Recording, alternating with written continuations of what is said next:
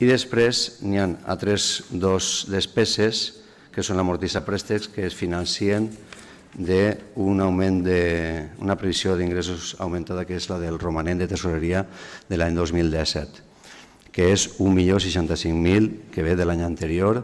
de remanent positiu, la part que no s'han gastat en inversió perquè el remanent era superior i que ens obliguen a amortitzar préstecs per 1.065.000 euros. Amortitzem en dos préstecs del 1.065.000 525.000 d'un préstec i 540.000 d'un altre. Un d'ells és el de 2012 de refinançament del pla de proveïdors, que és el que queda a zero, és el que se queda totalment extingit, l'anul·lem ja, queda cancel·lat i pagat, i l'altre, que era el següent que tenim a un tipus d'interès més car, que és el de les inversions del 2009, que també el reduïm en 540.000.